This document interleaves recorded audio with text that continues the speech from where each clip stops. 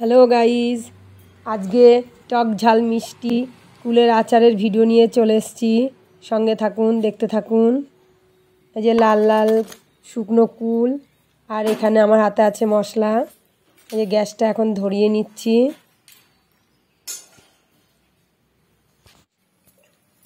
এবার মশলাগুলো এক এক করে ভাজবো। প্রথমে শুকনো লঙ্কা দিয়ে দিলাম,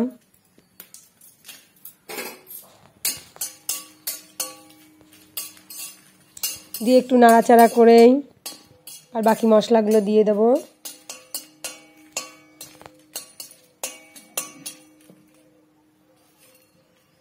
প্রায় একটু হয়ে এসছে শুকনো লঙ্কাটা।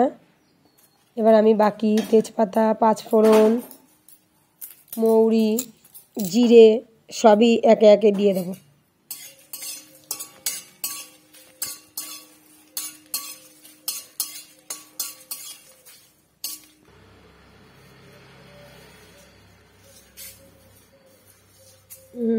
এই যে মশলাগুলো সবই দিয়ে দিয়েছি।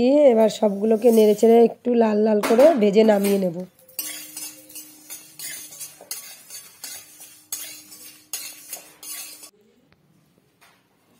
এই যে মশলাগুলোকে এখন আমি নামিয়ে নিচ্ছি।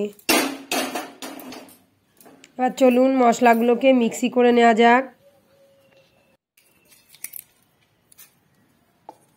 বেশি মিহি করে মশলা মিক্সি না করলেও হবে।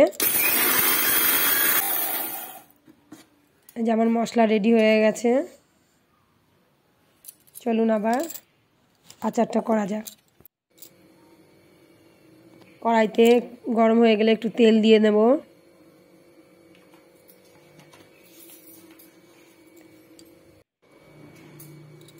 এবার শুকনো লঙ্কা দিয়ে একটু নেড়ে অল্প করে পাঁচফোড়ন দিয়ে দেব।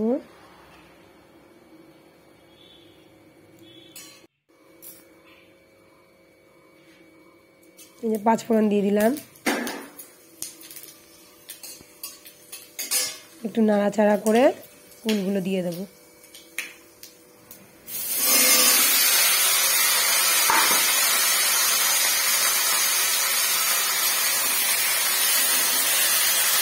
ভালো করে ফুলগুলোকে নাড়াচাড়া করে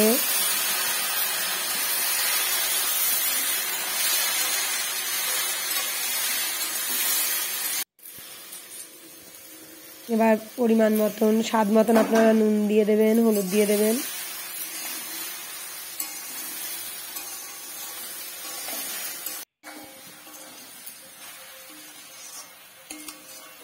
এবার একটু নাড়াচাড়া করে একটুখানি খুন্তির আগায় করে একটু কুলগুলোকে ফাটিয়ে দিলে বেশ ভালো হবে। মশলাটা ঢুকবে, নুনটা ঢুকবে, টেস্ট লাগবে খেতে। এই দেখুন আমি খুন্তি দিয়ে ফাটিয়ে কেমন সুন্দর করে নাড়াচাড়া করে এবার যখন হয়ে এসছে আমি গুড় দিয়ে দিলাম। আপনারা আপনাদের টেস্ট অনুযায়ী মিষ্টি দেবেন।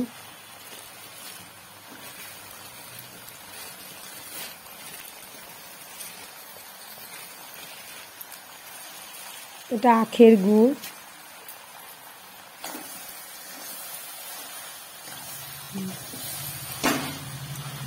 দেখুন এবার কিছুক্ষণ গুড়টা যখন আঠা আঠা হবে তখন মনে করতে হবে আমার কুলের আচারটা রেডি হয়ে গেছে। এখন কড়াইতে কিছুক্ষণ আমি নাড়াচাড়া করে নেব।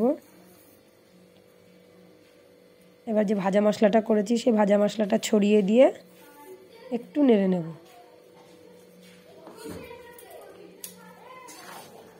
দেয়া হয়ে গেল।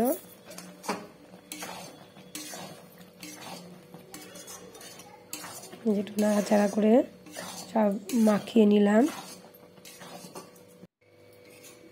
এই যে কিছুক্ষণ নাড়াচাড়া করে এই যে হয়ে গেছে আমার কুলের আচার রেডি। আমি নামিয়ে নিলাম। এবার একটু ঠান্ডা হওয়ার জন্য ছেড়ে দেব, তারপর টেস্ট করে দেখব কেমন হয়েছে।